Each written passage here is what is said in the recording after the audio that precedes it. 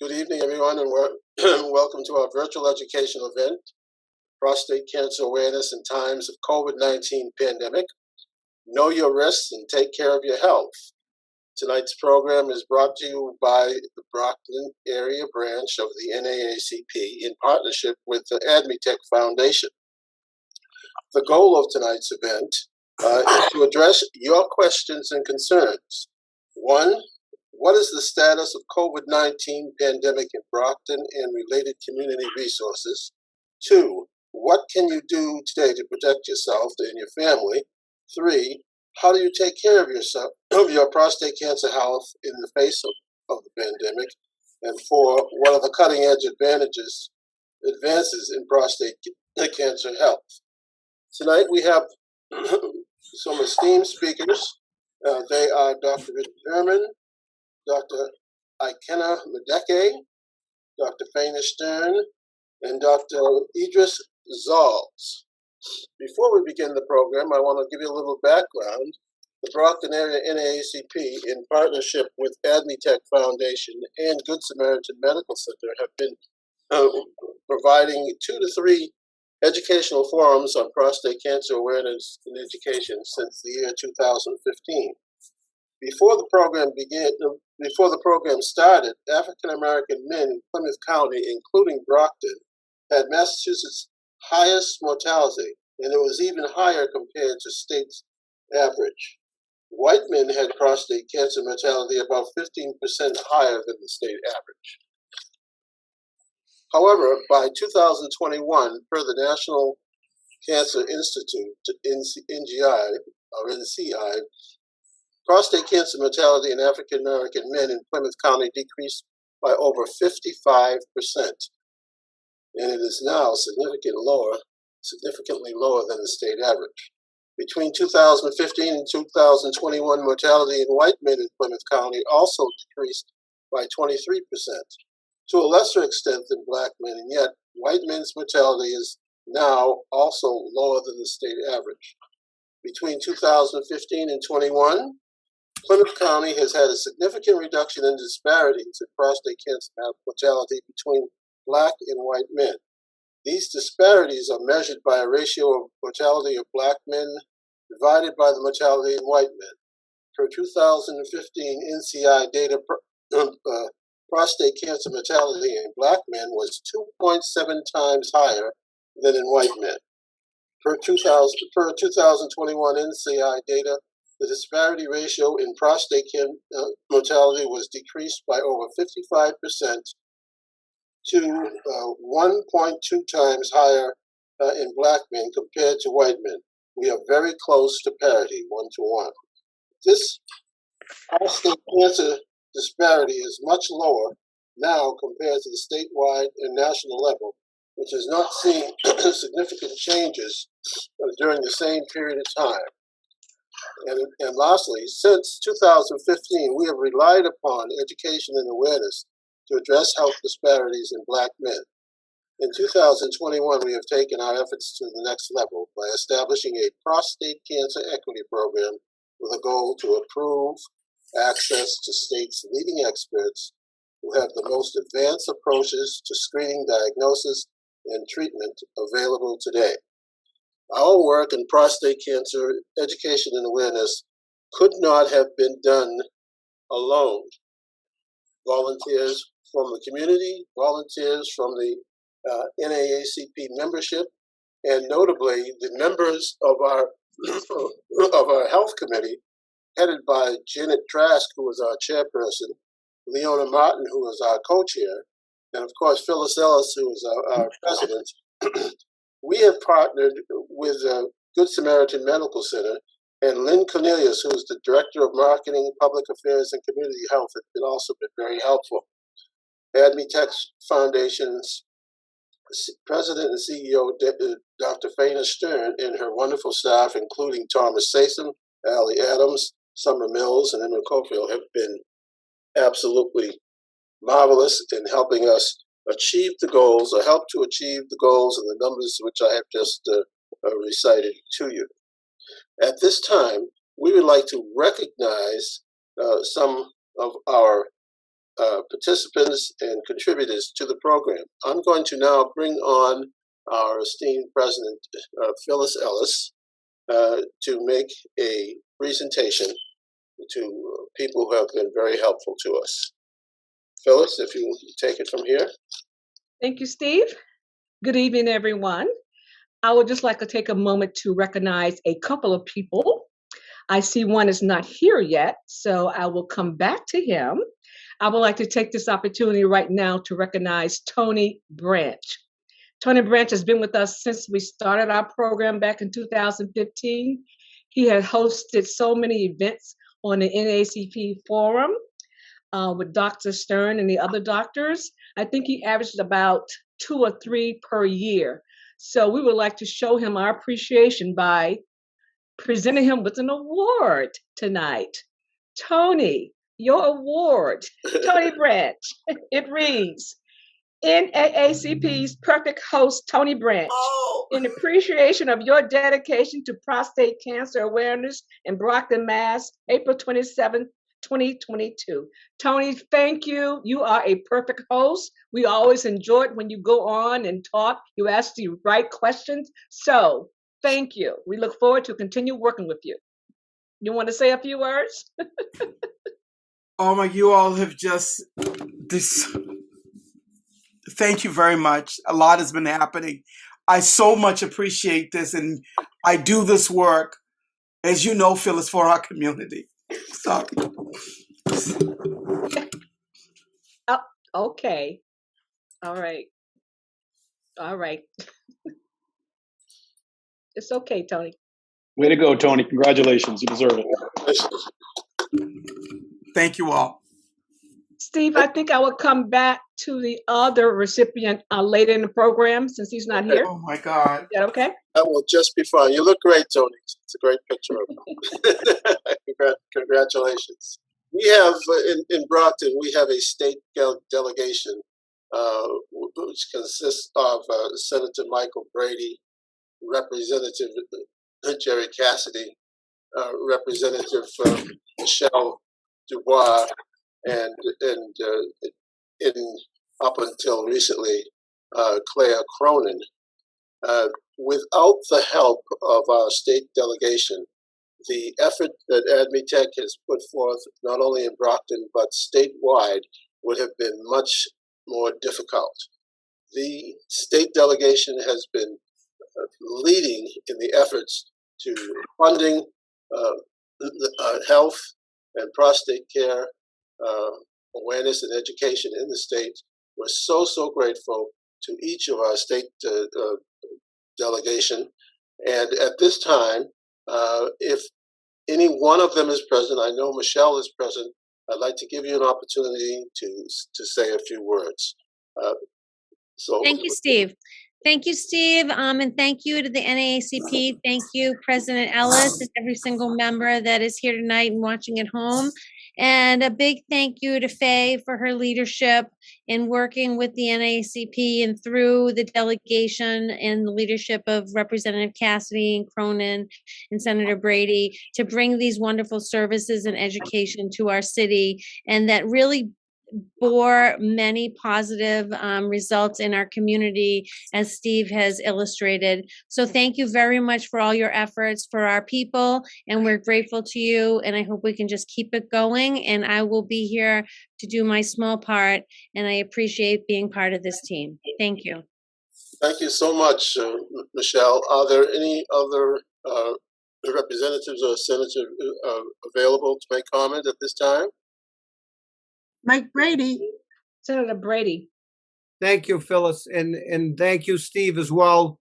My father dealt with prostate cancer. He had strokes and he passed away back in 2001. But it's people on this committee that brought it to the attention to get the word out to our community about the devastating effects and getting tests and proper screening.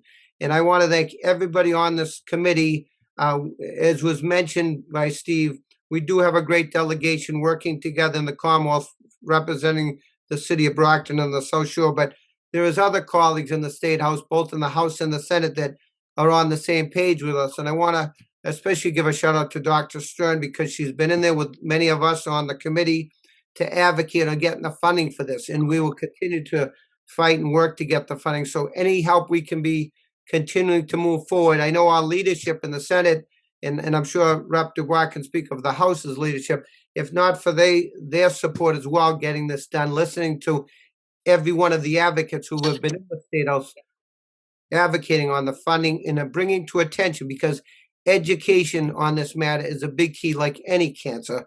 We have to get the word out and get tested properly too. So, and I know some of our friends on this board have had prostate cancer as well. So I'm glad you're still with us, and any help we can be, please don't hesitate to contact us.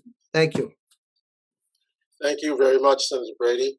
Under redistricting, we are going to have a new representative this coming session, and we have 3 friends of the NAACP who are vying for that seat, and they include City Councilor Shirley Azak Yunez, City Councilor Rita Mendez, and businessman Fred Fontaine. I hope that they're listening in today. They received an invite. We'd like to congratulate you for your courage for running for office, and encourage you to support our prostate cancer awareness and education efforts in your new position. Thank you so much. I would like to introduce Dr. Richard Herman, MD, who's a medical consultant for Brockton Mayor's office. Dr. Herman has been very helpful in providing updates on the status of COVID in Brockton during the pandemic and during our virtual sessions that we've held over the last 2 years. We welcome you, Dr. Herman, and we look forward to the information that you are to impart. I'll turn the microphone over to Dr. Herman if you are now ready, sir. Great. Yeah, thank you very much, and thanks for inviting me back. It's a pleasure to be here, and I think everyone in the city of Brockton should be very fortunate to know that the mayor has such an incredible leadership team working on COVID, and we continue. It's been a 2-year battle, but on a regular basis, every week we get together with the heads of all 3 hospitals in Brockton, including the VA and Neighborhood Health Center and High Point and Father Bill's Mainspring, and a special thanks to Senator Brady, who is a regular participant in our weekly calls. So thank you very much. I'm going to go ahead and share my screen and bring everyone right up to date on where we are with Brockton and the community right now. So I'm still calling this a pandemic, although we are really transitioning into a endemic right now, where COVID is just going to be part of our everyday lives. And if we think back 2 years ago when Brockton first experienced the onslaught of COVID, this is a heat map of the city showing where right down the center of the city were where the cases were, including some bright red spots that were the nursing homes that really got devastated. And of course, the reason that Brockton was at such high risk is because we had these characteristics of our city that put us at high risk, especially the share of frontline workers, the #1 out of the top 100 cities in our share of frontline workers who were exposed to COVID, especially back in the beginning of the pandemic when we didn't know too much about the appropriate protective equipment. So last I spoke with you was last September, and this is what the case count looked like from March 14th of 2020 when we had our very first case, and this is what the pandemic was doing. And in the last several months, we had a little blip there. So this is like an Elon Musk rocket ship going up and down.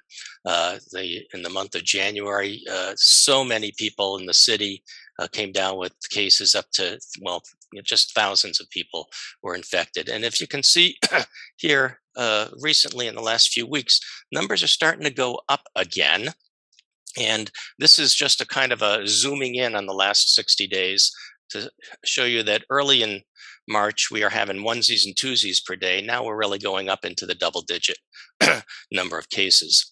And of course, The problem is that these are PCR tests. These are tests that are reported from the testing centers in the hospitals. They don't include what everyone else is doing, which is the home rapid tests. And it's estimated that these numbers now probably represent only about 25% of what the real case numbers look like in the city. So we used to rely on these daily test counts as well as the percentage positive numbers. And you can see the percentage positive now 2.5%. We like to see it under 4%. But again, these numbers are not as accurate as they once were. So the idea of following case counts and percentage positives is kind of becoming a thing of the past because we can't rely on it. So what do we rely on? So we have a new technology. Well, it's not a new technology, but we've been participating since last summer, and one of 36 sites in the Commonwealth that does wastewater sampling. So the pre-treated sewage wastewater contains all of the city of Brockton, and the wastewater can test for the amount of viral RNA, COVID RNA in the wastewater. So it is an excellent example and can give us the trends of what's going on in the city with COVID. And as you can see, this is since mid-January. You can see over the past few weeks, just like the case counts, the number of RNA samples is continuing to rise. So this is the true indicator of how much COVID we have in the city. And you can see there is a gradual uptick. We had been looking at case counts and percentage positivity as a measure of how much COVID is in the community, but we don't do that anymore because now we're really focused on the severity of the COVID. We want to know how bad is it? Are people going into the hospital? Are they dying? Are they in the ICU? And so the CDC has come out with some new measurements, and they kind of look at the number of new admissions to the hospital and the amount of the percentage of hospital beds occupied by COVID patients. And if we look at the percentage of hospital beds occupied by COVID patients up through last September, this is where we were last time I spoke to you. We had nearly 5% occupied. And then in the interim, this is what's happened. We went up to almost over 40% of the hospital beds were occupied by COVID patients. Now we're back down. We've kind of leveled off in the 3 to 4% range. So even though the case count is going up, the number of hospitalizations is not skyrocketing. And what we're seeing is that this new Omicron variant that is out there is not causing as severe illness. There's not as many people in the ICU. And if we look at our death count, when last I spoke with you, we had 392 residents who had died. Since then, we've added 100 more, but thankfully none in the month of April so far. So that when we did have our surge in the winter, we did see a great number of deaths, but as the COVID is not as severe as it had been, not seeing as many COVID-related deaths. So this is what the dashboard, the daily dashboard looks like. And the daily dashboard, I think, will pretty soon become a weekly dashboard as we're moving into the endemic phase. But this includes both the CDC's take color coding on where we stand in Brockton, which shows not too severe number of hospitalizations, as well as the old Department of Public Health numbers that looked at case counts and percentage positivity. If we were using that old red, yellow, green number from the state, Brockton would currently be in the yellow, as we have about 14 cases per day. And so it's not gone, it's still with us, but we're all learning to live with it. How about our neighbors? Our neighbors around Brockton, if we use the DPH color coding, this is from 2 weeks ago. Let me bring it up to last week. We've changed colors, a lot of more yellow and some red. And tomorrow evening, when the DPH updates again, we're going to have even more red and yellow. So COVID is on the increase in terms of case counts.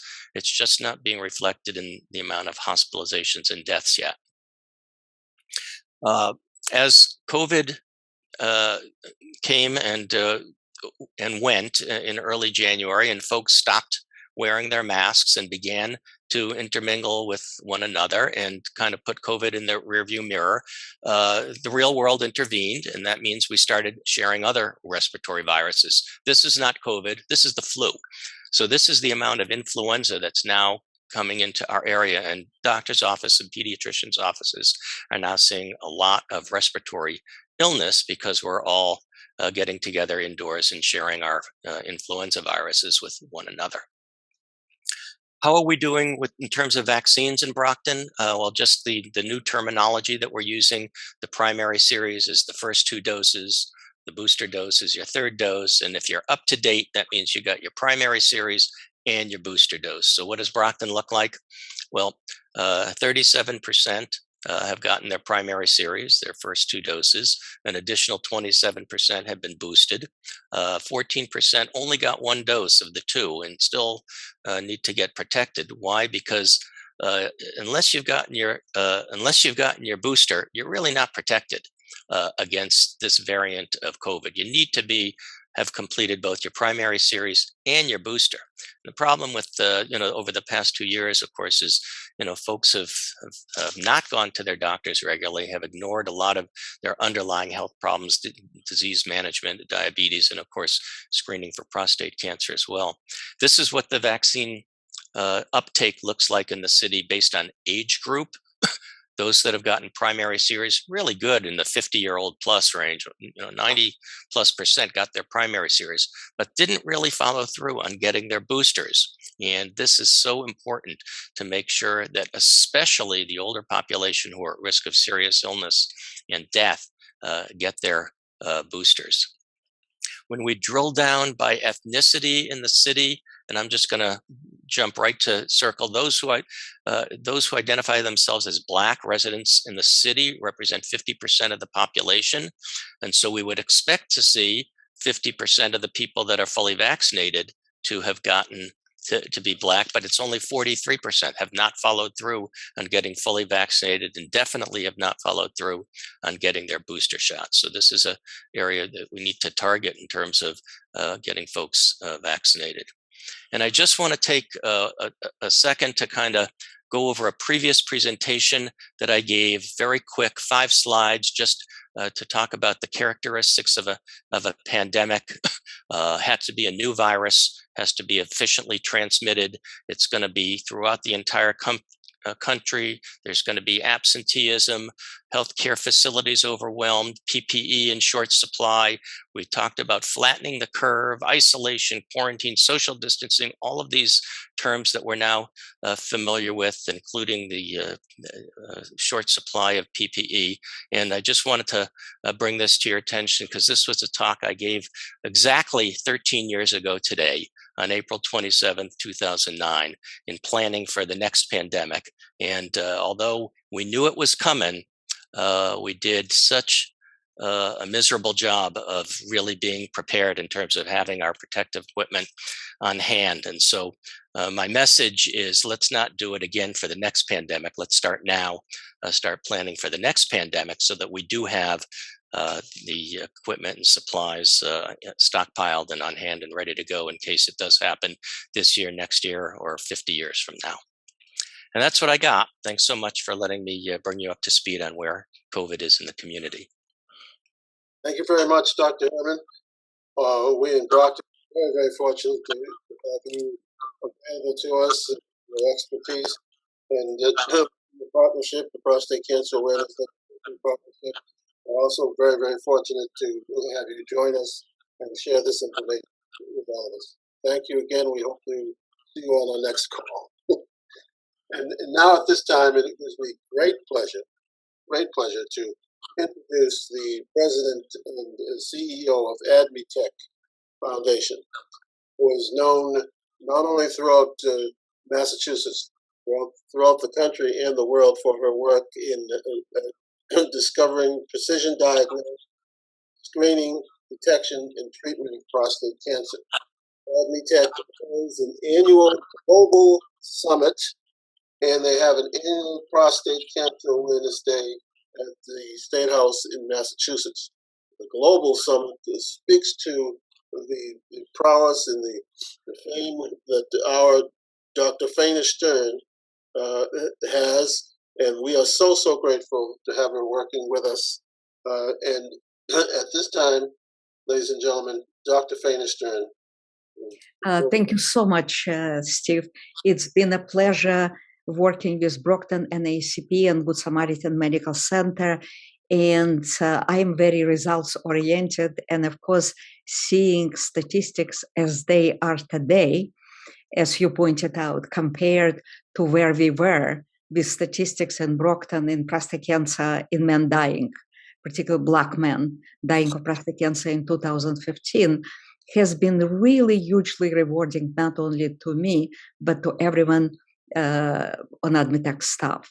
I want to particularly acknowledge Thomas Satam, who's been with us for over 3 years and made a tremendous difference for projects like Brockton and for our advocacy at the State House, for Ali Adam. Ali Adam and Trisha, Ali Adam is our staff person who's been great. And also Trisha Kinney, our intern from University of Massachusetts at Amherst. Guys, thank you so much. And of course to Good Samaritan Medical Center, Dr. Zulz, you've been wonderful, not only participating in this event, but taking care of patients we send you. So we really, really appreciate that.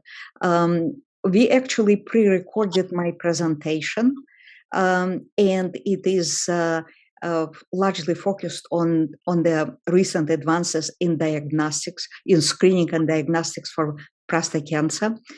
But it is also focused on the new programs mentioned by Steve, prostate cancer equity program.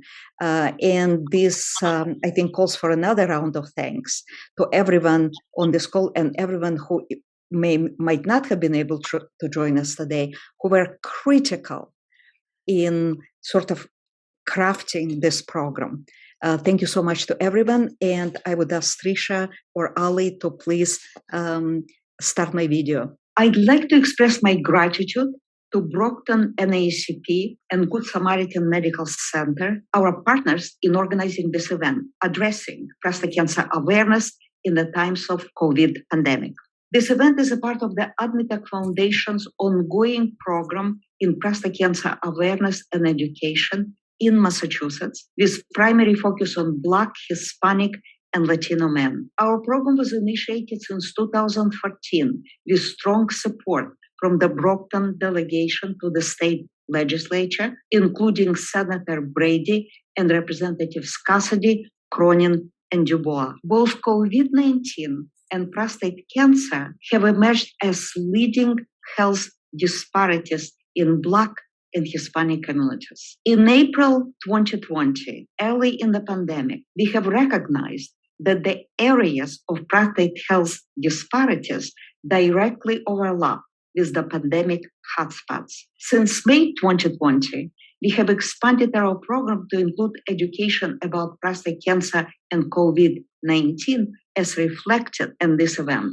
Prevention and early detection are critical for saving lives and eliminating disparities in both prostate cancer and COVID-19. The future of this pandemic depends on us. We can drive down infections drastically by wearing masks, particularly indoors or in crowded outdoor settings, in combination with reducing social contacts. If we develop flu-like symptoms, we can ensure early testing and self-isolation. It's critical to reach out to your doctor and detect COVID early when treatment can prevent severe disease. This treatment is effective when administered with only 3 to 5 days of the onset of symptoms. We can end this pandemic by complying with vaccinations. COVID vaccines have been proven safe and effective in millions of Americans, including adults, adolescents, and children aged 5 to 11. Currently, FDA and CDC are reviewing if vaccines can be used in younger children. In early February, CDC reported a strong impact of vaccinations on preventing severe disease and death. Fully vaccinated Americans are 14 times less likely to die, and boosted Americans are 97 times likely to die compared to unvaccinated individuals. Current vaccines are extremely effective at preventing severe disease and death but less effective at preventing infections. That's where masks become essential. Recent forecasts for Massachusetts indicate that if masks are used by at least 80% of the residents, infections will be reduced more than 4 times by mid-May. Our masks and vaccinations are the best way to protect not only ourselves, but also our families and our communities, including our young children who cannot be vaccinated yet. COVID pandemic struck more than 12 million children, reaching record numbers since last September. More than 200,000 American children lost their parents or caregivers to COVID pandemic since March 2020. And the impact on Black kids has been disproportionate. It was pointed out earlier this month that COVID orphanhood is steadily rising. This situation raises an important question. Do we want our concerns about the COVID vaccines and masks define the future of our children, our communities, and our society? Last July, U.S. Surgeon General Dr. Vivek Murthy pointed out, masks help us reduce spread of infection, while vaccinations remain the key to ending this pandemic. While we are dealing with COVID, prostate cancer cannot wait. And yet many men avoid visits to their doctors out of understandable fear of contracting coronavirus. Unfortunately, delays in prostate cancer care can cause reduced quality of life and even loss of life. Clinical facilities created a safe environment for patient care, including virtual visits, ongoing in-person care such as doctor's appointments and testing, medical procedures such as biopsies and treatment. Ongoing care is particularly important for Black, including Hispanic men, who are 2.5 times more likely to die compared to white men. In prostate cancer, screening with blood test called PSA is the best tool we have for prevention and early detection, critical for saving lives and reducing health disparities. During pandemic, it is more important than ever to take charge of your prostate health. It's important to know your risk factors, including Black heritage, family history of prostate cancer, increasing age, 50 and older, and the importance of initiating a conversation with your doctor about screening at the age of 40. After screening, you need to ask your doctor if your test is normal or if you need referral to a prostate cancer expert for further testing and evaluation. Last September, AdMeTech Foundation held a virtual annual global summit on precision diagnosis and treatment of prostate cancer. Our summit has brought together the key international opinion leaders representing every clinical expertise to review the most recent advances in patient care and related research. Prostate cancer screening with PSA blood test reduced death by more than 50% and has been more successful in that regard than many other established cancer screening programs. My talk will focus on the advances in precision diagnostics, which are critical for precision, individualized patient care. In men before diagnosis of prostate cancer, we have seen rapid advances in accurate non-invasive testing, creating a new standard of patient care, including blood, saliva, and urine analysis for molecular markers and genetic predisposition to aggressive, life-threatening prostate cancer. We are proud to have led pioneering research and large-scale implementation of imaging, including prostate MRI, which transform early detection and staging of prostate cancer. This non-invasive diagnostics improved identification of men who need to undergo invasive biopsies and eliminate a lot of unnecessary procedures. If your doctor recommends invasive biopsy, please ask him if you could have non-invasive testing and imaging first to determine if biopsy is needed. Accurate imaging such as MRI has become a game changer in biopsies. In this slide, MRI shows prostate cancer lesions and guides biopsy needles with precision. Our summit highlighted the importance of MRI in Black men who are likely to have lesions in the front part of the prostate that are difficult to find by physical exam or standard blind biopsies without accurate imaging. In men with prostate cancer, there are two pillars of the current diagnostics, MRI and genetics. While MRI shows cancer location and local spread or stage, genetic analysis of cancer tissue reveals underlying biology and probability of progression. With this precision diagnostics, we can now accurately determine if each individual has a slow-growing, harmless prostate cancer and needs only careful observation, or an aggressive prostate cancer requiring immediate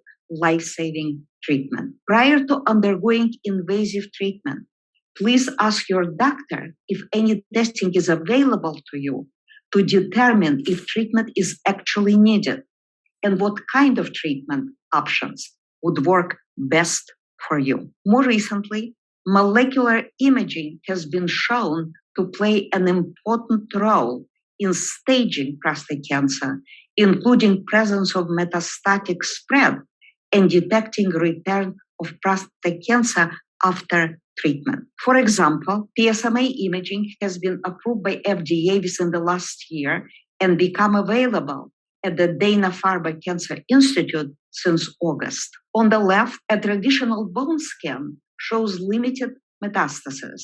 On the right, molecular imaging shows much more extensive disease. This information is critical for selecting appropriate treatment.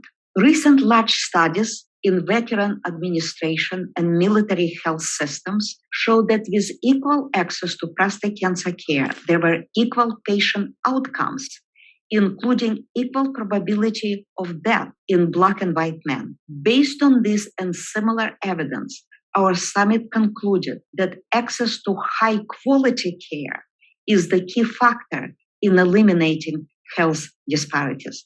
It is particularly relevant to our state with its universal access to care. To achieve prostate cancer equity in our state, we recently expanded our community education to include a program for improving access of high-risk men, particularly Black and Hispanic individuals, to high-quality care. Our summit showed rapid advances in screening, diagnosis, and treatment. Dr. Medekia and Zols will describe advances in treatment in more detail. These advances have been emerging so quickly over the last several years that even some experts have difficulties getting access to these tools. It is important to note that Black men are at higher risk of both death and unnecessary procedures. Consequently, it is critical to have access to precision diagnostics that determine for each individual man if he should or should not have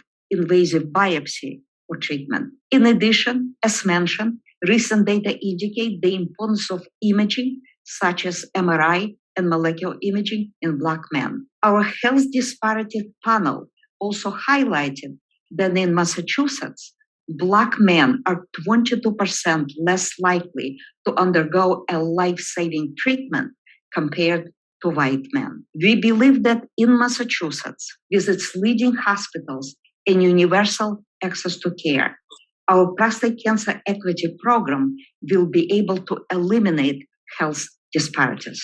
This program was created in partnership with experts from Massachusetts General and Brigham and Women's Hospital with the mission to save lives and deliver high-quality care for all. Our program helps men to find a prostate cancer expert for a primary or second opinion. We stand ready to support men during every step of their medical journey, from expedited medical visits to implementing doctors' recommendations if needed. Our doctors are leading experts who ensure the most advanced approaches to screening, diagnosis, and treatment of prostate cancer available today. Prostate cancer striking 1 in 8 men is the most common and the second most lethal male cancer. Any Massachusetts man age 40 and older can take part in this program. Our priority focus is on Black, Hispanic, and Latino men who are at high risk of prostate cancer, delayed diagnosis, poor quality care, and death. Experts of the Prostate Cancer Equity Program can address any questions about your prostate health. Are you concerned about your individual risk of prostate cancer? Are you interested in cancer prevention and early detection critical for saving lives? Do you need more information to decide if screening with PSA blood test is right for you? Do you have questions about your screening test results? Would you like to learn more about advanced non-invasive tests before getting invasive prostate biopsy? If you are diagnosed with prostate cancer, would you like to know what treatment options may be right for you? Did you experience side effects after biopsy or treatment? Did you have treatment already and have questions about the appropriate next steps, including prevention or early diagnosis of cancer return or progression? To ensure successful implementation of this program, we have created a network of participating leading state experts in patient care with the most advanced resources in screening, diagnosis, and treatment. Developed a seamless and effective process for patient referral and follow-up. Mobilized community coordinators. In particular, I would like to thank Steve Bernard, immediate past president of Brockton NACP in Plymouth County, which is our priority.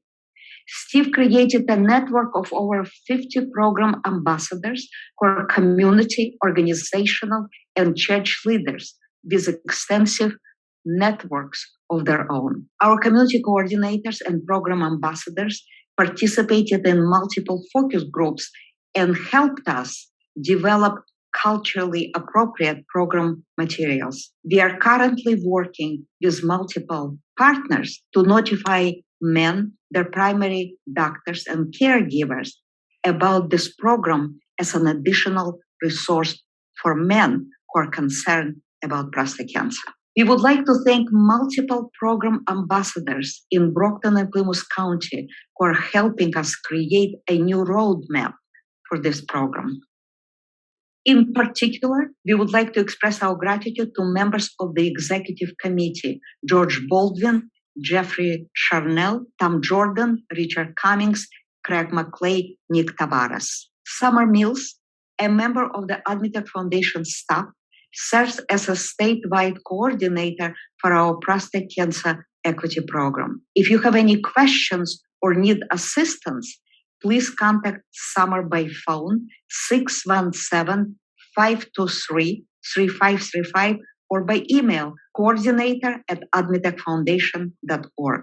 We also provided information about this program to President Phyllis Ellis and Steve Bernard and asked them to share it with any individual who is interested in our program. In summary, prevention and early detection and related public awareness and education save lives and reduce health disparities in both COVID-19 and prostate cancer. Masks and vaccinations prevent COVID infections, hospitalizations, and death. Advances in screening, diagnosis, and treatment created a precision, individualized approach to prostate cancer care. If you're interested to have access to these advances in patient care, please do not hesitate to consider Prostate Cancer Equity Program as your resource and contact Summer Mills or Steve Bernard. Thank you for your attention. We'll be happy to answer your questions after formal presentations are completed. Thank you very, very much, Dr. Stern. As always, the information is so valuable to us all. We look forward to the question and answer period at the end of the presentations from our other doctors. At this time, I'd like to introduce Dr. Jason Zahls, who's the Clinical Director of Oncology Services at Good Samaritan Medical Center from Brockton. Dr. Zahls has, over the last few years, presented for us, and we're very, very grateful to have him once again provide information that will be valuable to us all. Dr. Zahls? Hello, everybody. Thank you for having me, Dr. Stern, AdMeTech, as well as the NAACP of Brockton for having me show again. Let me just pull up my presentation and see if, can you guys see my screen okay? Yes. Okay. So I'm just going to basically give some brief updates of what we're doing out here in the community. I think one of the things that we're hearing today was about equity in the community, and it's great to hear that the rates of disparity between Caucasians and African American men is decreasing, and that's phenomenal. One of the other things that we're talking about, and Dr. Stern was talking about, was some of the newer radiological studies that are being done at Dana-Farber, and I'll be discussing those today as well, and introducing those to you hopefully. So I'll just kind of get rolling here. So, as far as this is what we do in our community, this is kind of a good overview as far as the Good Samaritan Medical Center. One of the things that we're doing over the last several years, and what the community of radiation oncology has moved to, is less treatments, less cost, but same outcome. So traditionally with radiation therapy, we give this FX stands for fractions, and each fraction is a daily treatment, each daily treatment taking about 15 minutes. Traditionally, we would give about 44 to 45 fractions. That's about 8.5 weeks of radiation therapy to cure you of your prostate cancer. There's been newer studies out that show that we can give less fractions. We can give about 28 fractions and sometimes 20 fractions. So we're saving about 16 treatments. So patients, instead of coming for 8.5 weeks of treatment of radiation therapy for the prostate cancer, can now come for 5.5 weeks. What we do is we give just a little bit more radiation per day in a safe way. So we cut down 3 weeks.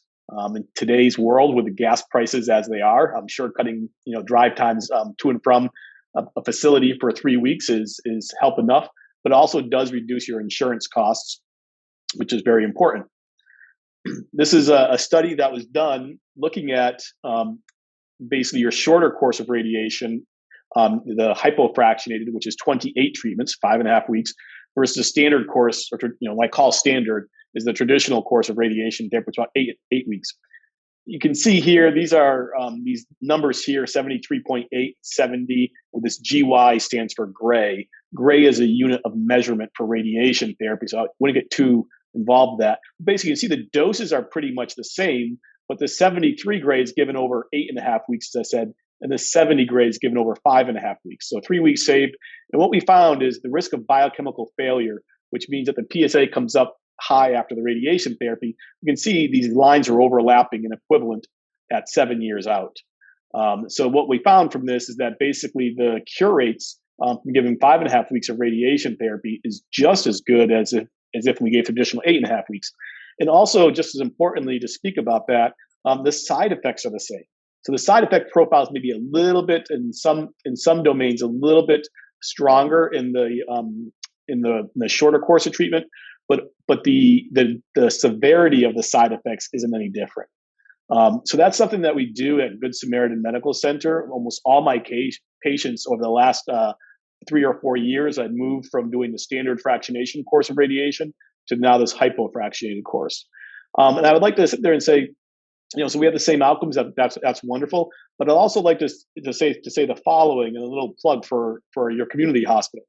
My father was diagnosed with prostate cancer, and he, of course, came to me and said, "What should I do?" And I told him what I would do, but I wasn't going to treat my father. So I actually sent him to a friend of mine, a friend who I went to medical school with, who works at Dana-Farber. I said, "Why don't you go there? I know the guy. Go see him." And that, my friend, my colleague, recommended the same exact treatment, and my father got the same exact treatment that I would have given out at my hospital with the same exact machine. So that's just trying to tell you what we have here in the community. We can do the same exact things, and we are doing the same exact thing as the major medical academic centers in Boston are. So that's just important. I like to point that out to our community. One of the things is we do have here as well as we have this 18-flucyclovine PET scan. This is a newer modality over the last probably about 5 years now. We've been using this. This is a specialized PET scan for biochemical recurrences of prostate cancer, meaning your prostate cancer comes back either after surgery or after radiation therapy. And a long time ago, we would just get a bone scan and a CAT scan. And prostate cancer generally likes to go to the bone first when it kind of spreads. It can go to the lymph nodes as well, but the bone scans aren't very accurate. And the CAT scans are very difficult to find little small lymph nodes that don't look much different than normal lymph nodes. So this is a new PET scan that was, produced, several years ago that we're using here. And this is a case that I kind of like to go over what we're doing in the community for our patients. So we had a patient who had a high-risk prostate cancer, was treated in 2013. 2 years later, his cancer came back. His PSA was back. So then he came to see me, and in 2015, we gave him radiation therapy, and I treated basically the prostate bed. It's kind of a little bit of a guess that not just myself, but everyone takes when we have a recurrence of prostate cancer after surgery, and we can't find it on the bone scan, the CAT scan. We treat basically where the prostate was, and 70% of the time, the PSA goes down because that's where it was. Well, this gentleman had 3 years where his cancer was cured again. So his PSA came up after surgery. We gave him radiation. His PSA went back down. 3 years later, it came back up again. So traditionally, just 7-8 years ago, we would do a bone scan, we'd do a CAT scan, we'd probably find nothing. And then this gentleman would likely be basically treated only for what we call palliative treatment, meaning that we can't find the cancer, we can't cure you now. This cancer, should you live long enough, is going to take your life. And we would give them hormones or anti-hormones, androgen deprivation therapy, and all sorts of things. They have a lot of side effects. Maybe prolong the life or delay the risk of delay the cancer going to the bones, but they're not going to cure you.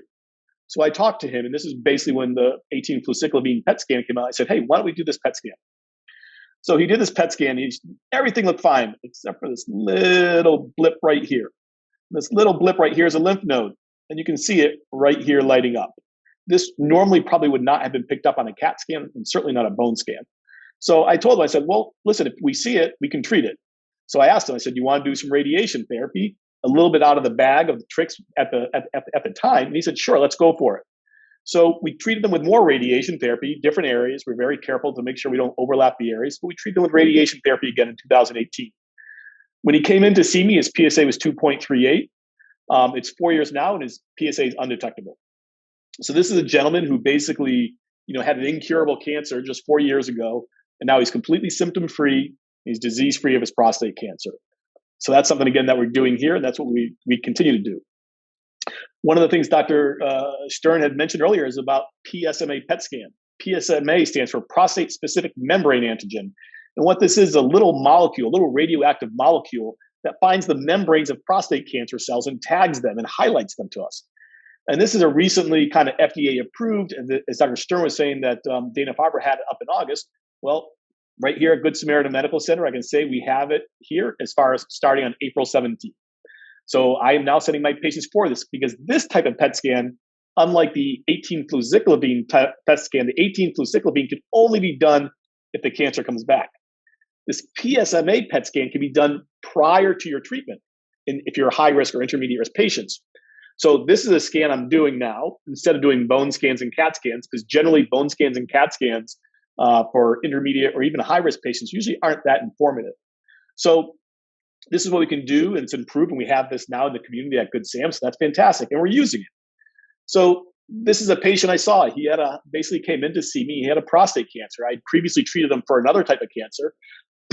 And so when he had his prostate cancer, like, hey, doc, can you treat me? I said, sure.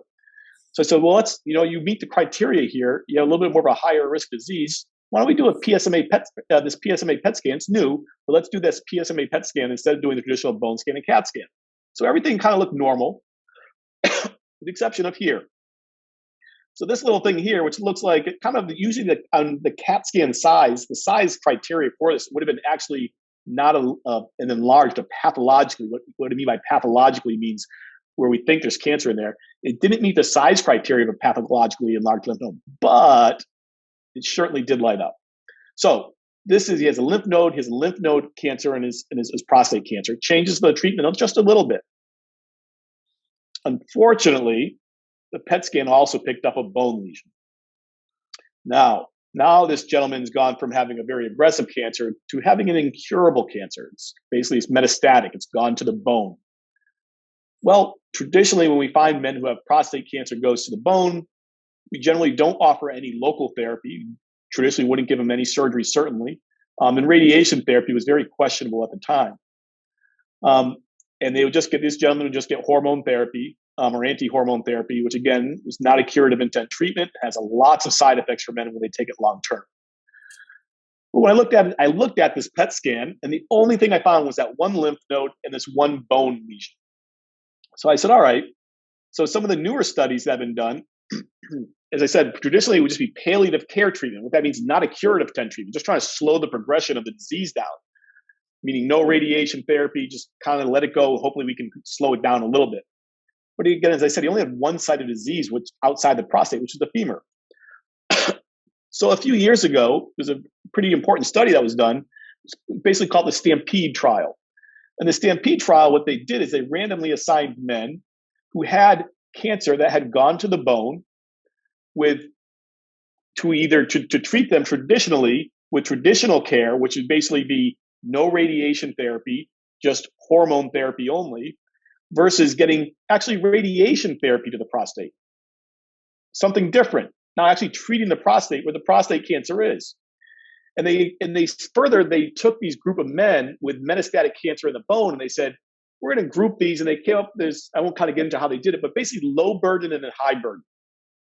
What they termed as low burden was men with 5 or less lesions in the bone with prostate cancer. Men with high burden had 5 or more lesions in the bone.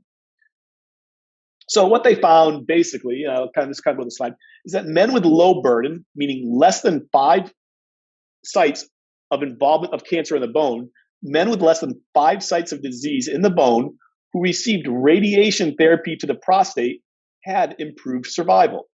Now, it was based on a subgroup analysis. I won't kind of get into the overall, to the statistical issues with that, but it was felt to be significant enough.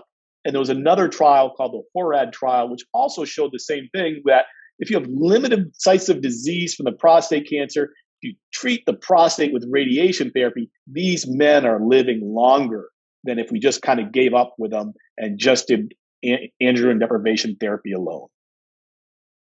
So what did we do for him? We said, talk to him about his options, say, these are the options, traditional. This is kind of the newer stuff coming out. This is what we can do. He said, let's treat the prostate. And that's what we're doing. Now, one of the things we were talking about, this low burden of disease. So he still has this cancer in the bone. There's been other trials in other cancers, not just prostate cancer, but actually lung cancer, where instead of calling them low burden, we call them oligometastatic patients. What oligo is basically a Latin term for low. So low metastatic, kind of like less than 5 lesions. So some other cancers we're looking at treating people with low burden of metastatic disease. And instead of saying we're going to leave those lesions alone, we actually treat the cancer sites in the bone with radiation therapy. Or if they're in the lung, we would remove them surgically or treat them with radiation. And what we found is that men and women in these studies are living longer. So some people, which I'm going to do with this gentleman, are moving to treat men with prostate cancer with these low burden prostate cancers, treating their prostates, which is shown in some studies to improve their survival. But I will probably follow up with treating that bone disease, that one side of bone disease, later with radiation, because there's other trials that suggest that they would get a survival benefit as well. So theoretically, this gentleman could have an outside chance of cure, where before he wouldn't. I think that's it. I think that's looks like my slide and looks like I missed a slide. But I'll just basically briefly talk. So, I think the exciting thing is what we're hearing here. Is we can do the same things in the community. We have the same equipment. We have the same, professionals who read these things. We're able to treat patients pretty effectively. So I'll leave it to you. Thank you. Thank you very, very much, Dr. Zahles. And we look forward to I hope you look forward to question and answer period. And I think we'll get some participation from our audience. I would like to go back to Phyllis, because thank you, Steve. Would like to less than a decade before we get started. We are so fortunate to have such distinguished doctors working with us already, but we would like to take this opportunity to welcome you to our team. So it is with our pleasure that we present you with this award. So on behalf of the Brockton Area Branch NAACP, AdMeTech Foundation, and Good Samaritan Hospital, we would like to present you with this award. And it reads, in appreciation of your dedication to prostate cancer awareness in the times of COVID-19 in Brockton, Massachusetts, April 27th, 2022. Welcome to the team. We look forward to working with you in the future. Well, thanks so much, Shira. Very, very kind of you. Thank you. Very kind of you. Thank you. You're welcome. Thank you for making a presentation to Dr. Medecky. And now, ladies and gentlemen, I'd like to introduce Dr. Medecky, who is a urologist and fellow combined Harvard program in urologic oncology, Massachusetts General Hospital, and Brigham and Women's Hospital. Dr. Medecky, thank you for coming this evening, and we look forward to the presentation. All right. So, good evening, everyone. Okay, so today I'll just be talking about some of the recent advances in prostate cancer treatment. I like to think about prostate cancer from a standpoint about three questions. The first is, is cure possible? The second question is cure necessary? And the third is cure possible when it is necessary? And this shapes, what we recommend and what we ultimately end up doing, for our patients. And so when you get a cancer diagnosis, it can be very overwhelming. But really, as you will see going forward, not all cancers are equal, and maybe not all cancers need to be treated. In that end, you can think of cancer in one of two ways. Is it localized within the prostate, or maybe just starting to make its way out, or is it, has it spread? And typically, if it's localized, that's within the prostate, or just maybe making its way out.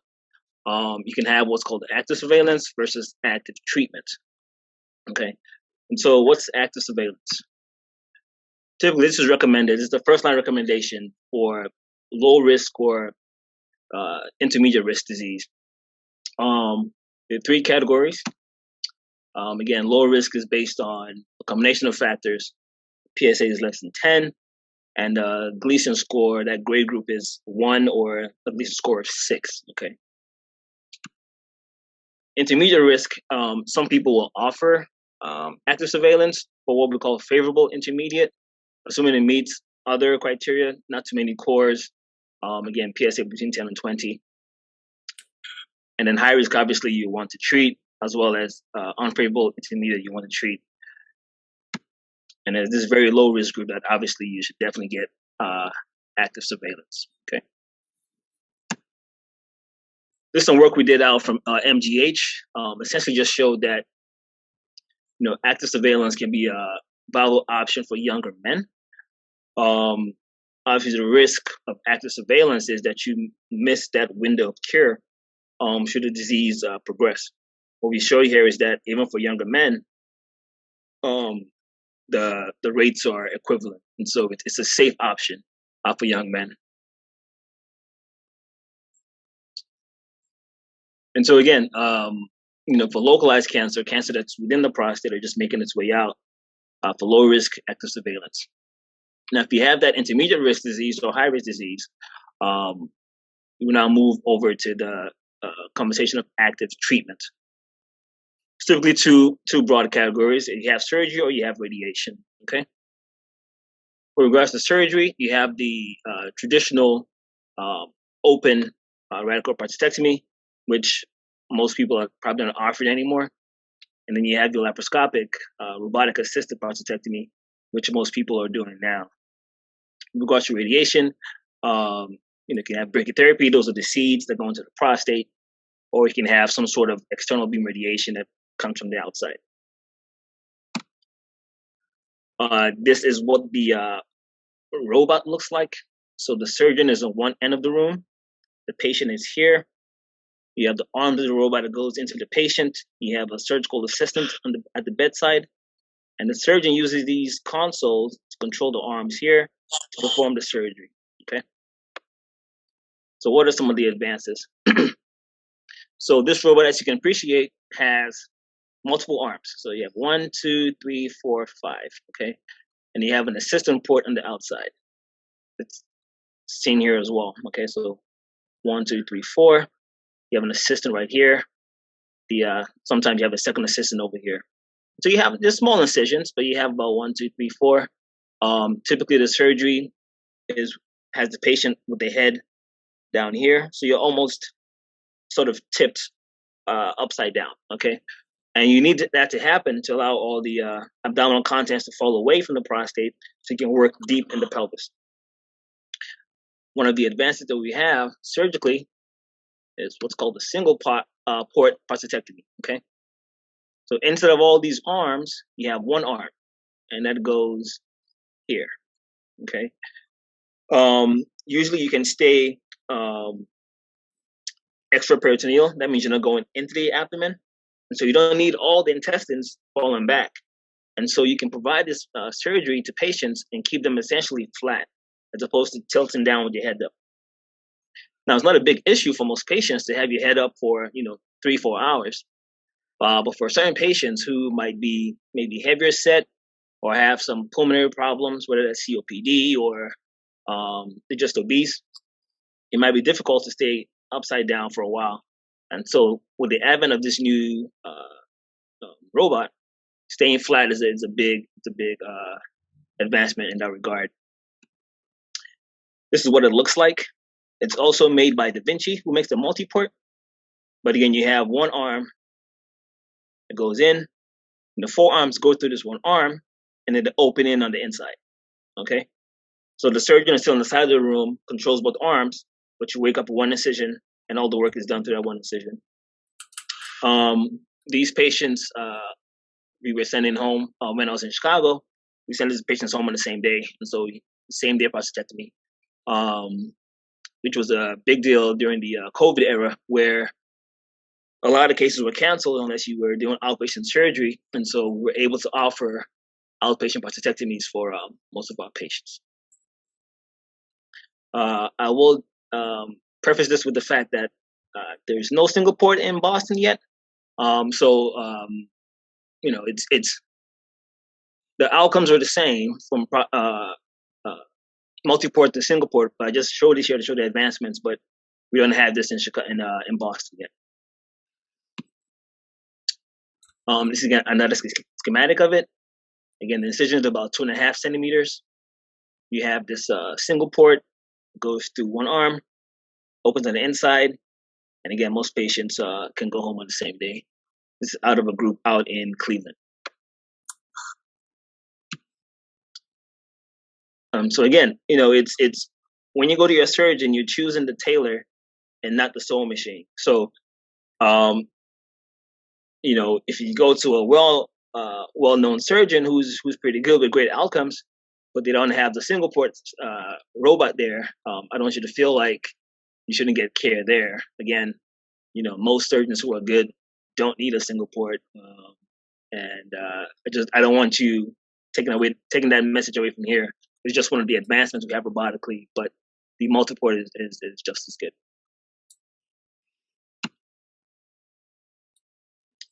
So again, those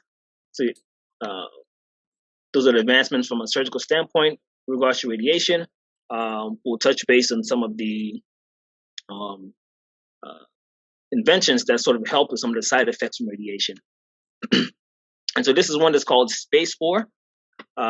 It's essentially a gel that goes in between the prostate and the rectum, okay? And so the prostate is here. It's an example of where the tumor is. And so you can imagine one of the side effects of blasting this thing with radiation is that there's a little bit of collateral damage, right? And so you can have a little bit of spill in the bladder, a little spill in the rectum. And these are some of the side effects that you can get. And so the spacer, again, goes in between the two, sort of the same way when you're getting a prostate biopsy, same sort of probe, same sort of ultrasound, and they essentially just increase the distance between the prostate and these surrounding structures, okay? So when the radiation comes in, you have less scatter that gets to the rectum, which translates to fewer side effects. So fewer bowel complications, fewer urinary complications, and fewer sexual complications. And so at MGH, all our patients get radiation and getting this spacer implanted, and it really has made a difference with regards to side effects from radiation. With regards to advanced prostate cancer treatments, again, this is cancer that has spread away from the prostate. The mainstay, again, is still sort of taking away androgens or testosterone, right? That's the initial food for prostate cancer. And so the mainstay is to shut that down. Unfortunately, most patients will progress to where they're resistant to shutting down testosterone. And so Relugolix is one of the first oral FDA-approved antagonists for GnRH. So again, a lot previously was Lupron, or these are the injections that you have to give to shut down testosterone. This was the first oral one that's been approved by the FDA. Immune therapy, we have two, CIP-T, which it's not really used as much anymore. And then you have pembrolizumab, which is given to a lot of patients now who have this PD-1 or PD-1 ligand expression. It's been used in a lot of other cancers in the GU field, whether that's kidney cancer or bladder cancer. So it's making its way down to prostate as well. These last two were approved in 2020. These are your PARP inhibitors, or they're referred to as targeted therapy, rucaparib and olaparib. And these target patients with DNA mismatch repair mutations. And so if a cell has a DNA repair, it should be able to not replicate itself, and so it should die. And so if they can repair themselves, then they get away from treatments. And so this PARP inhibition stops that repair from happening, and the cells die. And so to that end, there have been genes that have been shown to be more expressed in men of African descent, where this rucaparib and olaparib are actually better medications for a subset of men of African descent. And so again, 10-year survival is great for localized disease, about 98%. 90% of these patients are localized or just regionally advanced. Now, if you spread outside the prostate, that drops to about 30%. So really our goal is to catch cancer early and keep these cure rates high. I'll jump back to the last two medications I talked about, rucaparib and olaparib. These are PARP inhibitors, and talk about some work that's going on in the laboratory right now. So this is a gene called CHD1. It's deleted in about 10% of prostate cancers, okay? And there's been a lot of evidence showing that those PARP inhibitors, the olaparib and rucaparib, work better in patients who have this CHD1 loss. And again, it's about 10% of all comers. Data from our lab in conjunction with the NIH has shown that it's actually closer to about 40 to 50% deleted in African-American patients. And so you can imagine that if this medication works better with loss of this gene, and it's in about half of African-American patients, then maybe we should be treating African-American patients with this medication sooner. There's a cancer stem cell theory that states that a lot of patients become resistant from a subset of cancer stem cells. And so a question we're asking the lab now is, if the loss of this gene in African-American men leads to disease recurrence from affecting stem cells, okay? This is some of that data.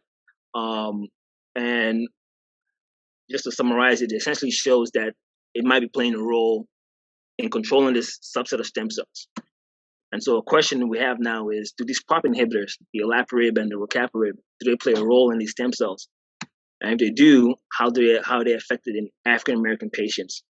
And so this is the crux of a recent grant that we just submitted, where we'll be looking at African-American patients specifically, and also men in Africa, in Nigeria as well. And so that's just an example of how some of the work we can do can actually isolate and show differential gene expression based on ancestry. And we're looking at specific genes that are unique to African patients or men of African descent.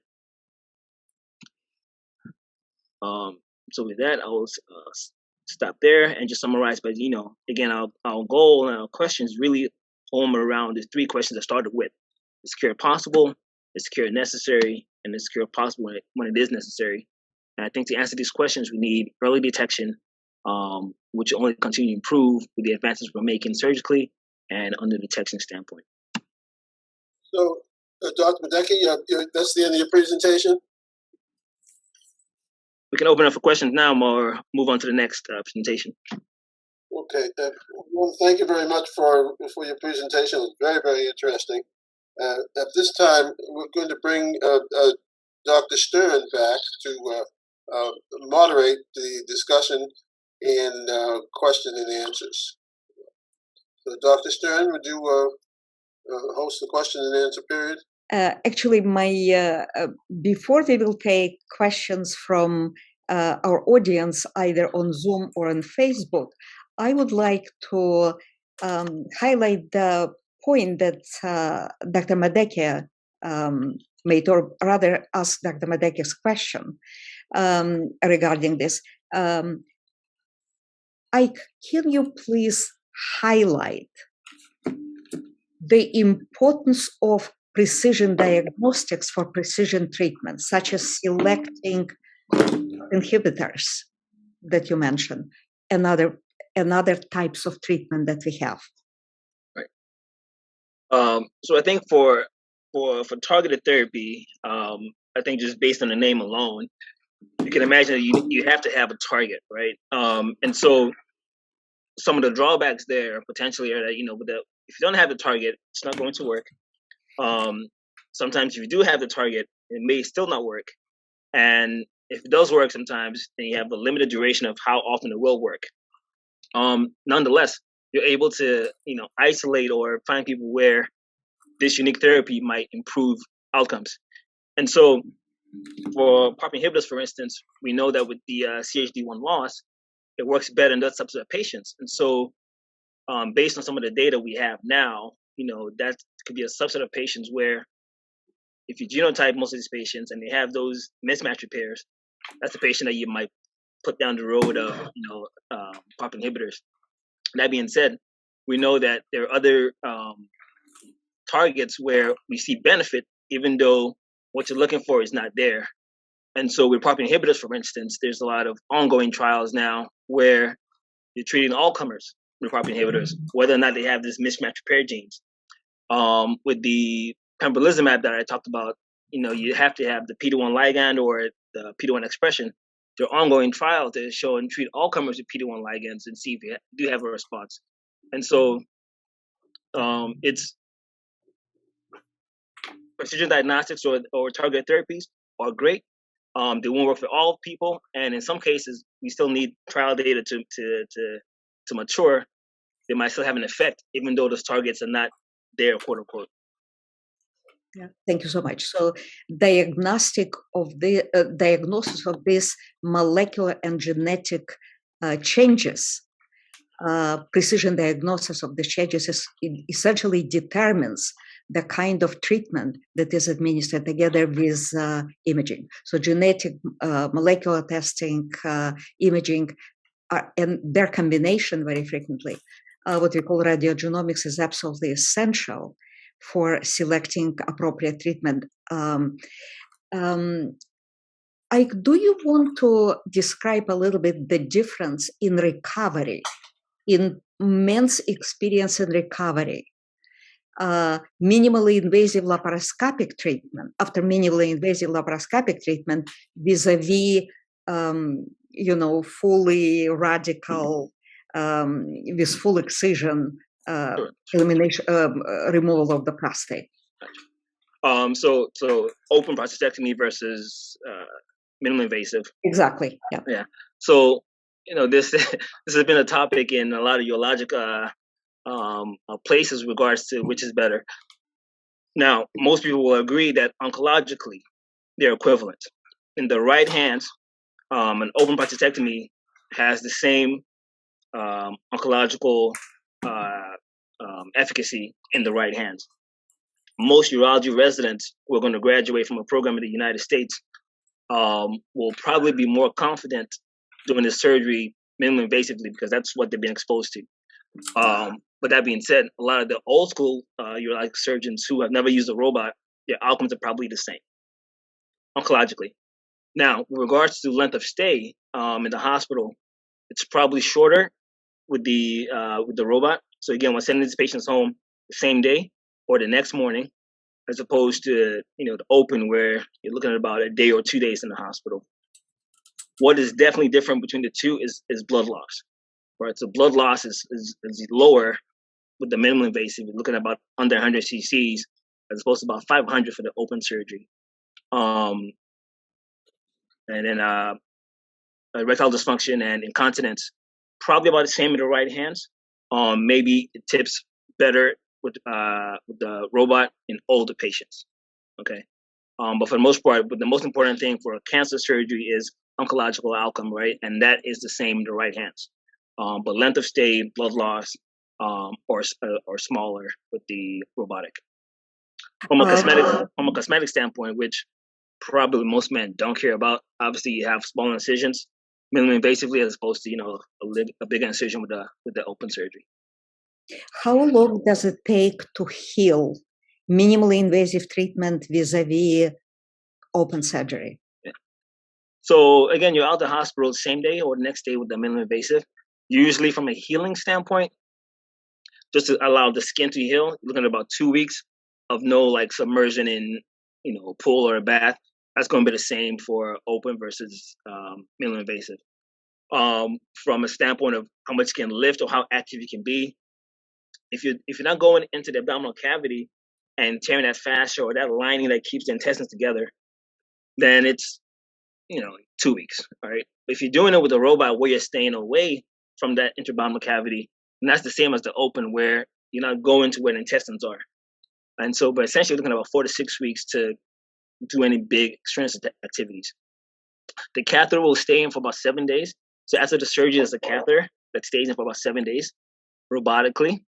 If you're doing it open, when you sew the attachment of the bladder back to the urethra, it's not as good as the robotic one. And so typically the catheter stays for about 10 days, 10 to 14 days with the open versus the minimally invasive. Great. And most men these days also choose minimally invasive as opposed to surgical, which is longer recovery, greater blood loss, etc. Jason, do you want to comment on the importance of screening, prostate cancer screening? Yeah, so prostate cancer screening has gone through its ups and downs over the last 5-7 years because of the Preventative Task Force recommendations. The original recommendations, they actually said don't do prostate cancer or PSA screening in men basically at all. They thought it was basically just doing more harm than good for the most part. But what they didn't do is basically go through and really look at the subgroup of men, making sure these were healthy men who are being screened appropriately, make sure they're being risk counseled, and also looking at African American men, which disproportionately weren't really included on the United States Preventative Task Force screening numbers. And the huge disparity were on they basically maybe 3 to 5% were like African American men. The original task force recommendations, I forget what year it was written, also didn't have, I think, a urologist on the final recommendations that were written, didn't have a radiation oncologist on it, was written by really not prostate cancer experts. They finally changed the guidelines around where they do have, it's not a category 1 like a colonoscopy type of screening recommendation, but there's a high category recommendation for PSA screening in healthy men who've had appropriate conversations with their doctor. Certainly at-risk men who have family histories of prostate cancer, as well as African-American men, are felt to be a little bit more at risk, and therefore their doctors should have conversations more often. One of the things that's difficult in medicine today is determining what you're going to talk to your patient about when you're a primary care doctor. Primary care doctors have lots of things they need to go down through their checklist to make sure that they're providing you quality of care. Blood pressure, diabetes, smoking. These are things they have to comply with as far as requirements that they have to go through. PSA is not considered a requirement in their reimbursements. So oftentimes physicians may don't go into that as much because it's not on their priority list, and we only have limited amount of time to talk to our patients. And primary care doctors usually have patients with lots of problems, not just one when they come to see me, or they get there for surgery, they come to me to see radiation. It's just one thing I'm dealing with. Primary care doctors could have 10 things they have to deal with in a short period of time. So I think overall it's important. While PSA screening is important, I think while our primary care doctors try to stay abreast of the information in the literature, I think events like this help men who are at risk or who want to have a conversation about PSA screening. I think it's really important for men and their wives too as well to tell the men to talk to their doctors about PSA screening and have the conversation. Squeaky wheel gets the grease. I tell all my patients that doctors don't know what you want unless you really talk to them about it. Thank you so much. I also want to point out that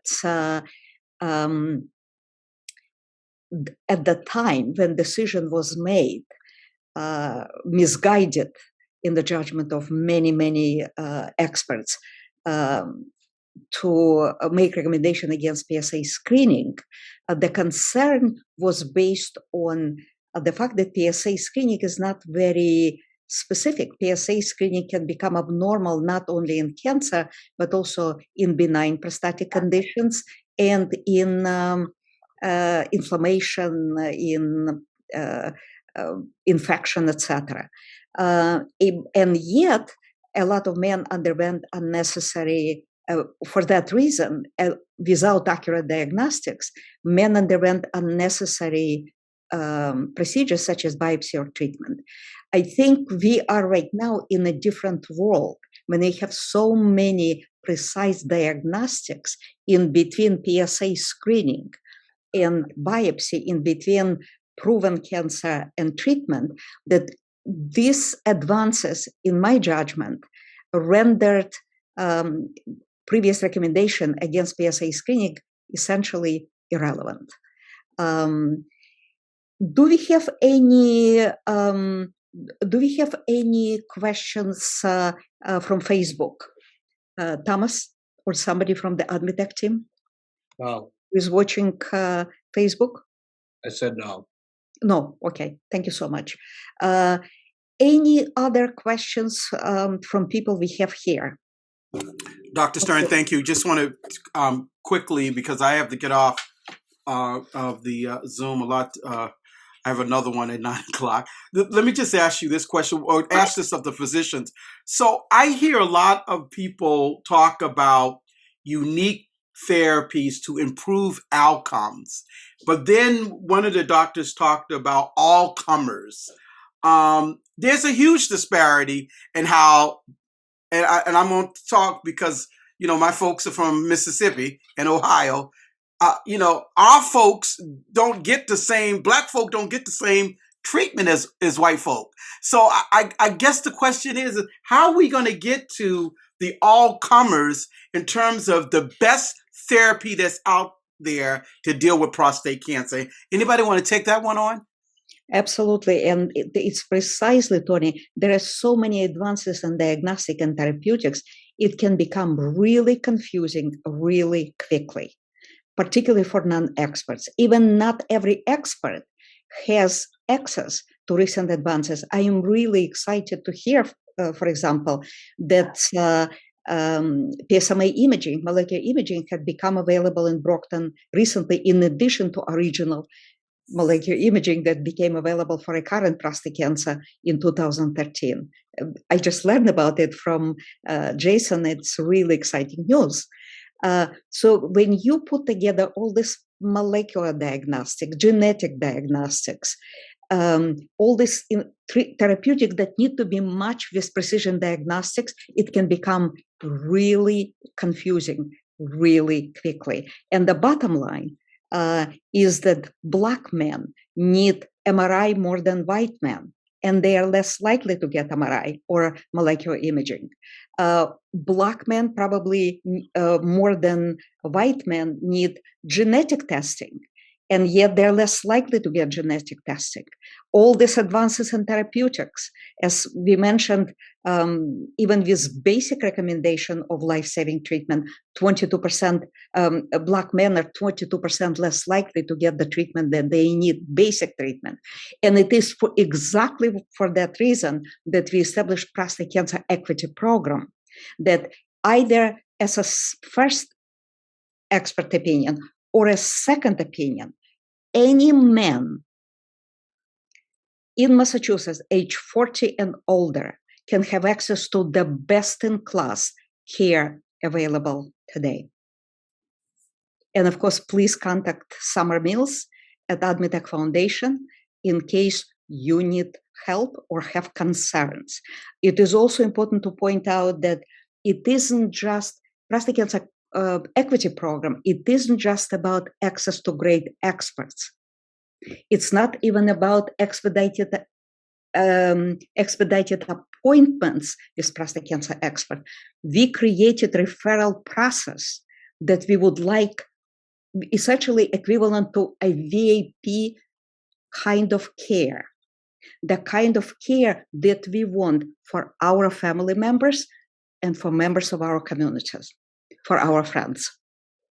So we understand that a lot of Black, Hispanic, and Latino men do not have particular trust in medical establishment, and we paid attention not only to expedited appointments, but to making sure that men will have appropriate diagnostics, appropriate treatment as recommended by the doctor, or they can be reassured.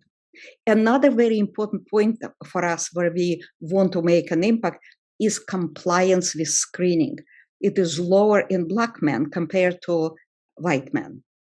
And one of the goals that we have is to have access to experts so men can sort out with experts whether or not screening is right for them, which we hope they will choose screening, but they will be given every option in screening, diagnostic, and treatment that will be right for them. One of our, this is mostly program with urologists, surgeons. Do you want to comment on prostate cancer equity program and your perspective on its value? You're one of our experts. Yeah, I mean, I think, your question is, Tony's question is, the answer is it's a multifaceted answer, right? And so this equity program here in Boston is phenomenal with regards to trying to level the playing field. I will tell you that a lot of times the physicians, I would argue that most physicians wouldn't offer different care based on race, right? And so in Chicago, for instance, my preference was to get an MRI for every man walking through the door before the initial biopsy, right? If there's a lesion, you target a lesion and you do your standard 12-core biopsy. I will tell you it was almost impossible to get an MRI for certain patients. Now, the vast majority of patients who wouldn't get an MRI were Black patients based on the type of insurance that they had. So, it wasn't me not ordering the MRI, but they just couldn't get the MRI, And so it's a multifaceted thing. PSMA, for instance, there's this new PET scan that's done. It's approved, or it's recommended by the NCCN. You can get this for, intermediate risk cancer, right? So if a patient comes in, he's got Gleason 7 disease. I said, well, let's get this PSMA scan and see if you have disease anywhere else before I do your surgery. I can tell you that, again, maybe based in Chicago, there'll be a subset of patients who you order this test for, but they will never get it because the insurance is not going to approve it. So it's not that you're offering subpar care, at least from a physician standpoint, to these patients. It's just what is, it's being approved. And so in a place where you have this equity program that's, it's making the playing field level, that's great. That's Massachusetts. You said you were from Mississippi and everywhere else. I would argue it's not the same down there. So. Yeah, for example, we have Massachusetts has universal access to care. And we have safety net hospitals like University of Massachusetts, for example, that has outstanding expertise and can accept patients with any kind of insurance. Now, we are also looking into a possibility of what we can do for patients who are, I know that we can take care of patients who have citizenship. We can take care of any legal immigrants because they all have access to some sort of health care in Massachusetts. We are looking right now with University of Massachusetts jointly whether or not it would be possible to even provide care for men without any insurance who are undocumented. Yeah, if I may jump in here real quick and kind of reiterate some things. I think, as far as Tony, what your question was, and it's interesting what Ike said, too, is, I think first and foremost is the PSA screening. A lot of doctors in the primary care office, I have to harp on that. They have too many things going on where PSA screening is not usually one of their big things. As far as what they're thinking about how to get you healthy. They're thinking more of the immediate risks of diabetes, high blood pressure, and again, things that they have, quality things. So I think having discussions, especially if you're African American or you have a family member of prostate cancer, make sure you have that discussion. Every man in my clinic who comes in, I show them the NCCN guidelines, the National Comprehensive Cancer Network guidelines about what their treatment options are for all stages of prostate cancer, surgery, radiation, what their options. They get that hand printed out. So it doesn't matter, what I could kind of mention, it doesn't matter what color skin you have, you're getting the same treatment regardless.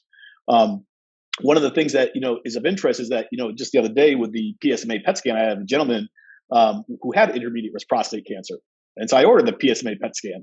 And then the insurance company said, no, you can't do that. So I had a peer-to-peer, which means I talked to another doctor about it. And he said, well, it's not authorized. And I said, well, the NCCN guidelines, the national guidelines are recommending it. And they're like, well, our insurance folder right now is not updated with that guideline. Therefore, your patient cannot get that PET scan. And I said, you can look at the newest lines. He goes, it doesn't matter. Our guidelines, their insurance guidelines, their rule book says no.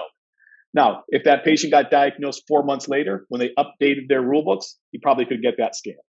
So sometimes that has to do with just the type of insurance you have. And unfortunately, we know there's socioeconomic issues with the levels of insurance. That's common knowledge. So it's something that happens in medicine, and unfortunately, there is a socioeconomic impact with that. I will say this: I do have a lot of optimism for breast cancer. Years ago, the national guidelines were recommending for certain women getting genetic testing and counseling. Almost no insurances would cover it, despite the guidelines saying do this. And then we'd do it, and they'd say no, and you'd fight with the insurance companies. They'd say no. Then you tell the patient you want to pay $3,000 or $4,000, and they're like, no. So that would be it. Over the times, insurance companies started picking up the roles of genetic testing and counseling got expanded. Now, almost every woman who has breast cancer is going to have some kind of genetic counseling or testing, regardless of the grade of disease they are, regardless of their skin color. And the insurance companies are now paying for it. Doctors don't have to fight for it. Prostate cancer, over the last 3 or 4 years, genetic testing has become an important part of the workup of the patient. I'll be honest. 4 years ago, I probably sent maybe 1 or 2 patients for genetic testing only because they had significant family histories where I couldn't ignore it. They're like, I have 5 sisters with breast cancer. I had 3 brothers with prostate cancer. There's ovarian cancer. And I'm thinking, oh my God, this has got to be something genetic. I send them. That's not what we need to do now. Now it's even men with just high-risk disease. Almost all men, by the guidelines, all men with high-risk disease should be tested. Men with family members should be tested. So the guidelines are recommending this. The insurance companies will come along, but it does depend on your insurance that you have sometimes. But now, we here at Good Sam, two years ago, I said, let's see how I am doing personally against the guidelines. I'll tell you, I did crappy. The number of patients that were eligible for genetic testing. Do you have any light in here that work? I'm sorry? So basically, I was not doing well. So it was a quality improvement program now that I put in place to make sure that all men who met requirements for genetic testing were being referred to our genetic testing center. Thank you so much. And I want to actually highlight what Dr. Zols pointed out, that busy general practitioners during physical exam do not always have the time to discuss PSA testing. Not even because they don't want to, but because it's not a high priority based on all the federal guidelines and based essentially on outdated knowledge. That's why it is very important for men to become advocates for themselves and to actually ask for a discussion about PSA testing with your physicians. And if you're still left with answers, please ask for an expert referral, and please come to us, to Prostate Cancer Equity Program. We'll get you talk to an expert who will help you make a decision whether or not screening is right for you. Because without screening, there is not much we can do. Compliance, everything starts in compliance with our ability to save lives, starts with screening and prevention. Any other questions for our physicians? Yes, please. Can you hear me? Yes, of course.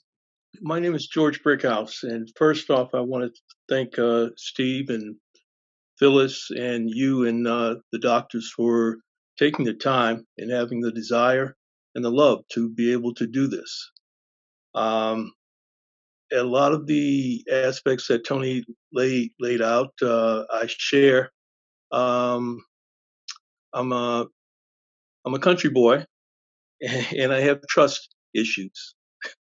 And so being able to listen to you, all of you, the doctors, I have questions up the yin yang, but we don't have time for questions up the yin yang. So I'm going to try to narrow it down to just a few that I have. One, if I'm not comfortable with my urologist, in fact, I have an MRI on the 4th of May. And then we have our consultation on the 10th of May to go over what the MRI has found.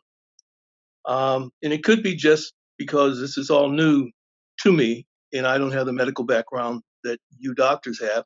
And so it's just a little bit overwhelming. And so 2 things that I came away with from the conversations. One was that the robot procedure is not available in Massachusetts. Am I correct? Did I hear that correctly? No, the single port. Okay, the single port. Yeah, there is a probably every hospital has a multi-port robot. The single port. I just highlighted that to show some of the advancements that are being made surgically, but most places have a single port. Okay, and your feelings was that the single port at this point in time is the preferred procedure? No. It's most people that are doing this robotically are still doing this with a multi-port. Okay. In fact, the vast majority of them will think of the single port as a gimmick, if you will. A lot of the surgeons, but it's a nice tool to have for a small subset of patients who cannot tolerate how the surgery is done in the vast majority of the country, which is a little bit of a tilt downwards. So it's a nice tool to have for that kind of patient. But the vast majority of urologists will use the standard multi-port. Okay, the second piece would also go back to you, doctor, is MGH your hospital of preference to have the procedure done? So right now I'm at MGH and at Brigham. At both places, they have phenomenal urologists with excellent outcomes. So I think you'll be fine with either one. And the reason I ask that, because my urologist, when the mention of getting the MRI done, I automatically I said, well, Good Sam's, because that's where I get a lot of things done, or I get some work done. And he said, no, he'd rather not do it at Good Sam's, and he'd rather that we do it through, I can't think of the name right offhand. Shields. That they do a better job. So I guess what it comes down to for me on an individual basis is once I have the MRI done and we have the consultation on the 10th, if I'm not comfortable, where can I go and what can I do? Or if some of the notes that I've, in fact, the 6 pages of notes that I've taken down doing this blessing of a conversation of the gifted minds that you bring to the table here. Where can I go if I'm not comfortable? You should not be uncomfortable with your physician. It doesn't matter if it can be a great physician, but you should not be ever, no man or women for that matter, should ever be uncomfortable with their physician. It's a big red flag. And if you, the comfort with your physician, the trust in your physician is absolutely critical. And you cannot stop until you find an expert you are comfortable with. If Okay. you want our help, we'll be happy to help. Okay, I'm appreciative of that, and I will follow up if needed. In one more area that, in fact, being able to get the numbers that the doctor gave of 10% and 20% in terms of the URI testing. My brother, 2 weeks ago, went in because his test numbers were at a 7. And he went in and he had a procedure and they found nothing, God bless. But if we're being told that anything over 4 could lead to a procedure, is that something that is that a Actually, given? yeah, that's at its PSA level, right? Right, right. So And actually, the old thinking is that we should wait for PSA level to go up to 4 and above. The new thinking, National Comprehensive Network, that consists of over 28 cancer hospitals, actually are recommending to be more mindful of the level 3, but it depends on age. Like if you are 70, if one, not you, but if a man is 70 or younger, we need to be mindful of the cutoff of 3. And then this is a red flag when PSA reaches 3 for men age 70, younger than 70, or 4 for men 70 and older. That's a sort of red flag. And a lot of physicians react automatically that that's when you need to have biopsy, needle biopsy, right? Right. It's no longer the case because we have non-invasive testing to figure out very accurately if a man needs biopsy or not. And that's what expert can help you sort out. The other areas that I have questions on, as I said, I'll wrap this up. One, has there been any study done in terms of herbal medicines to help alleviate the prostate? And also, what about acupuncture? Have those two been brought to the same? To my knowledge, there are no convincing data. Ike, do you want to comment? Yeah, right. So I think, we get this question a lot with regards to supplements or acupuncture or anything else. In order to speak with confidence on these things, it need to be randomized studies, right? You control for everything except this one thing, and you show that because of this one thing, this happened, right? And unless you can do that, you can't really speak with any confidence what the effect is with regards to these supplements or everything else. So there isn't anything that's convincing with regards to using those. Definitely not for the treatment of cancer. So I would shy away from that. Definitely, if you already have a diagnosis of prostate cancer, then you should use what is tried and true with regards to treatments, or if you're just watching. I do have patients who have had a diagnosis of prostate cancer, 7, 8, and they disappear and try, supplements. And then they show up a year later and they've got disease in their bones, right? This is a guy who could have been cured with radiation or surgery. And so just, it's nice to be cognizant that, in the absence of controlled, detailed, randomized trials, we can't make those recommendations to say this works. And to date, there's nothing like that for supplements. And I can't speak to acupuncture as well. In terms of coverage for procedures, I also want to mention that this is relevant only for citizens, any kind of diagnostic or therapeutic procedures.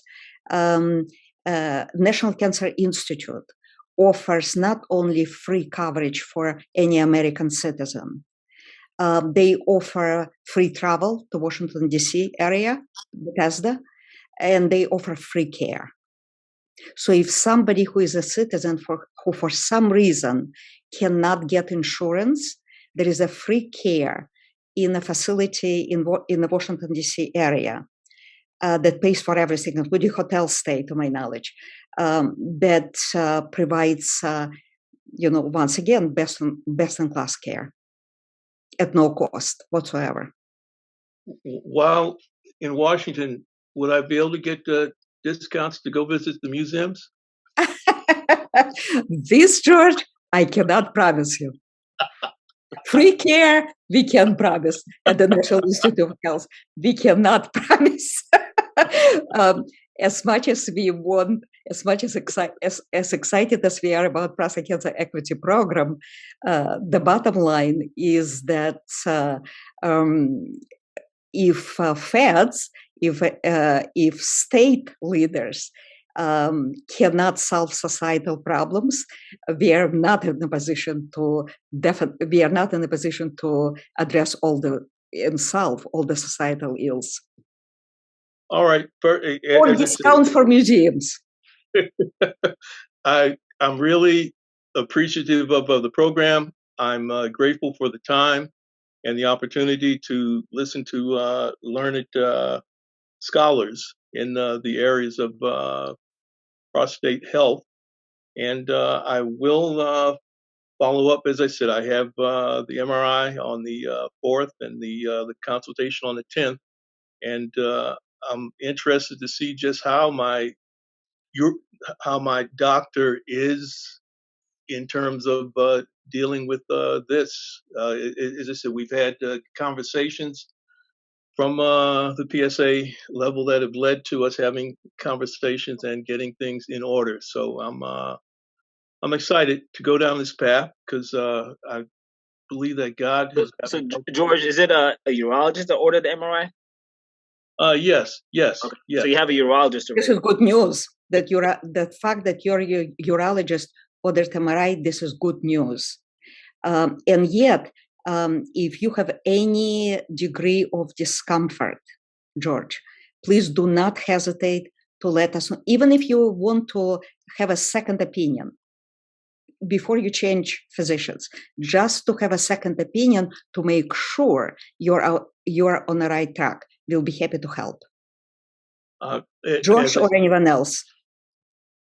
Okay.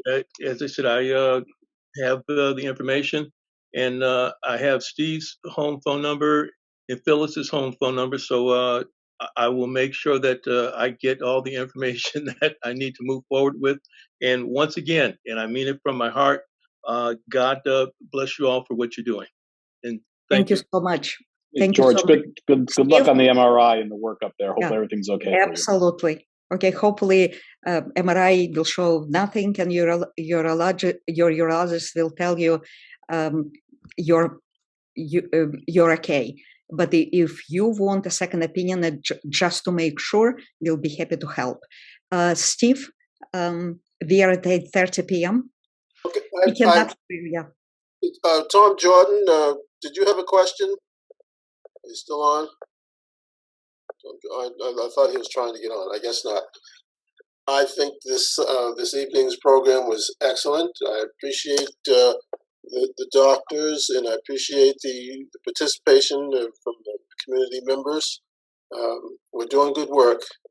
The results, the numbers show. The technology in prostate cancer is exciting, and excited to live a long and happy life from this point on, as George Brickhouse and other members of this call are. Thank you all so much for coming out this evening. We look forward to your advocating prostate health for all men going forward. Thank you, Dr. Stern. Thank you, Dr. Medecky. And thank you, Dr. Herman. Thank you, Dr. Zalls. And of course, thank you, Phyllis, for sharing this evening with us all. Excellent job. Great job, Steve. It was a great informative program. Senator Brady, thank you for your support that makes programs like that possible. Well, thank you. And I want to thank everyone on the panel tonight in talking and getting the word out, because sometimes us men get stubborn and we don't want to talk about personal issues, and talking and getting the education out there. And as was mentioned by all of you coming into the State House, advocating not only with our Brockton delegation, but the other senators and legislators, it helps so we can provide the funding that you advocate for, because every time I come on these meetings, we learn something new as well. So thank you, everyone. Thank you so much. Phyllis, Steve, everyone, have a great evening. Thank you. Thank you.